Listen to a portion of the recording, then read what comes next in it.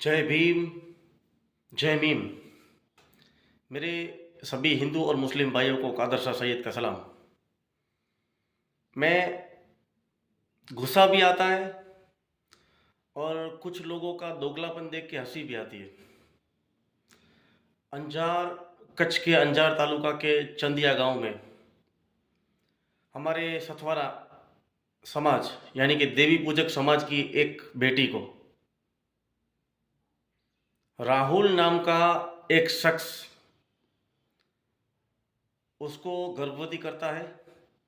जब वो बेटी उसको शादी का बोलती है कि तूने मुझे गर्भवती कर दिया, मेरे से शादी कर, तो उसको मौत देता है। गर्भवती करके शादी के बदले में उसको मौत देता है। तो कुछ कथाकथित संगठन अभी तक चुप है। अगर राहुल, दो आरोपी पकड़े गए इसमें, राजेश और राहुल। राजेश और राहुल की जगह अगर रफीक होता तो अभी तक तो पूरा अंजार, पूरा कच्छ, गुजरात और इंडिया कहाँ कहाँ तक प्रदर्शन हो चुके होते और न जाने कितने पुलिस वालों को तकलीफ हो जाती। हमारे पुलिस के जवान है, वो भी हमारे भाई है, उनको दिक्कत होती है ऐसे कामों से। जब कोई समाज संगठित होता है, रस्तों पे उतरता है, तो फिर तकलीफ किसको? पुलिस को होती है।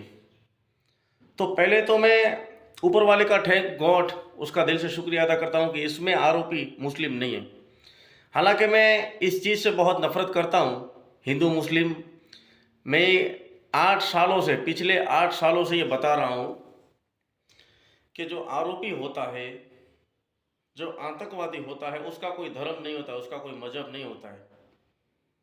और हिंदू समाज, जितना मैं लव प्यार अपने मुस्लिम समाज से करता हूँ, उतना ही हिंदू समाज से। क्यों कि मेरे से जो कारोबार में जुड़े मेरे पार्टनर है वो भी हिंदू है, मेरे ज़्यादातर दोस्त हिंदू है। तो हिंदू समाज से मैं 2 हाथ जोड़ के रिक्वेस्ट करता हूँ। ऐसे कितने बनाव हैं, ऐसी कितनी घटनाएं हैं जिसमें ऐसे अगर आरोपी हिंदू होता है तो कोई कुछ नहीं बोलता। क्यों? अब थोड़े दिन पहले भूज में, इससे 2-3 बार पहले अंजार में, 2-3 बार पहले गांधीधाम में, 1-2 बार मुंद्रा में, 1-2 बार मांडवी में, ऐसे तो मैं नाम गिनाने जाऊंगा सुबह हो जाएगी। तो क्या ये अभी चंदिया की मैं बात करूं तो क्या देवी पूजक सथवारा समाज हिंदू समाज में नहीं आता है? कितने कथा कथित संगठन, उनका नाम लेना भी पसंद नहीं करता हूं मैं अपनी जबान से, उनका नाम लेना मुझे बिल्कुल पसंद नहीं है। वो लोग कितने उनके घर पे गए, उनके बेटी के माँ बाप से, उनके भाई से मिले हो और उनको कम से कम इतना कह सके कि जो आरोपी पकड़े गए हैं, हम कायदे के दायरे में रह के हम आपका सपोर्ट करेंगे और हम ऐसी कोशिश करेंगे, इतनी मेहनत करेंगे, अच्छा वकील रख के, अच्छा एडवोकेट रख के, कि वो कभी ज़िंदगी में बाहर नहीं आएंगे। उसको फांसी की सज़ा होगी या आजीवन होगी, आजीवन कारावास होगा।